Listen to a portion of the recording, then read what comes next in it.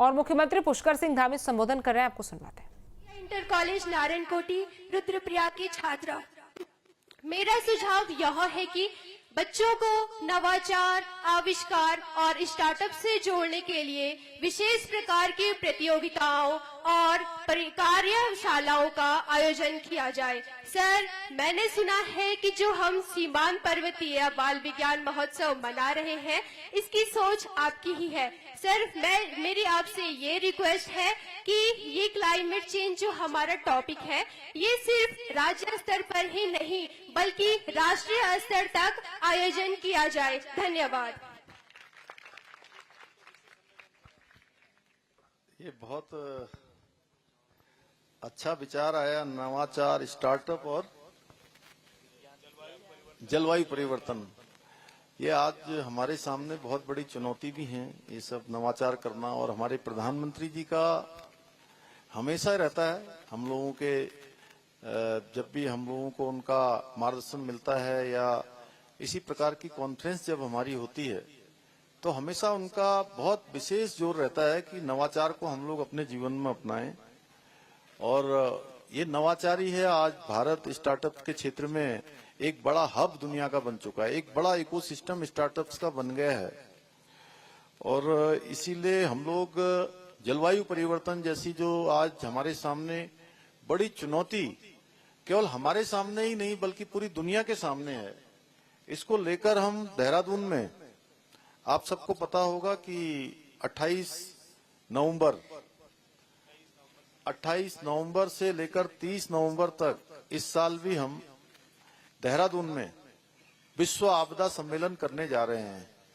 और 2 साल पहले हमने इसकी शुरुआत की थी।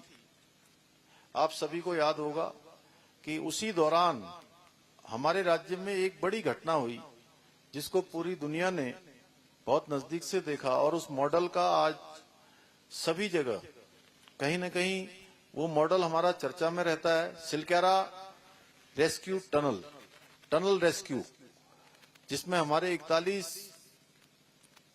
श्रमिक भाई वहां फंस गए थे और 17 दिनों तक लगातार वो जिंदगी और मौत के बीच में फंसे रहे, उनको सुरक्षित बाहर निकाला गया।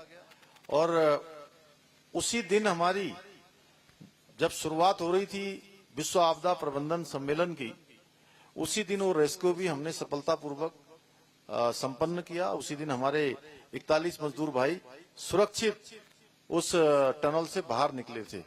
तो इसलिए ये इस प्रकार के जो जलवायु परिवर्तन के विषय हैं, अन्य जो विषय हैं, आपदा प्रबंधन का विषय है, अन्य जो चुनौतियां हैं हमारे सामने, उन सभी का इन सम्मेलनों में विश्व भर के हमारे वैज्ञानिक, विश्व भर के ऐसे लोग जिनके पास एक बड़ा अनुभव है, बहुत सारी उनके पास विशिष्टताएं हैं, अलग अलग क्षेत्रों का उन्होंने अनुभव प्राप्त किया है, भौगोलिक पर अनुभव प्राप्त किया है, आपदा प्रबंधन का किया है, जलवायु परिवर्तन का किया है।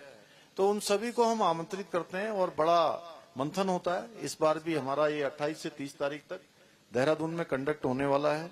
तो इसमें से निश्चित रूप से वो सब चीजें निकलेंगी जिसमें सृष्टि ने अभी मेरे से जानना चाहा है। जहाँ भक्ति है हर शब्द में, कथाओं में छुपे हैं दिव्य रहस्य और ज्योतिष देता है जीवन को दिशा। धर्म से जुड़ी हर बातों को जानने के लिए हमारे चैनल स्तुति को सब्सक्राइब करें। चैनल पर जाने के लिए इस लिंक पर क्लिक करें।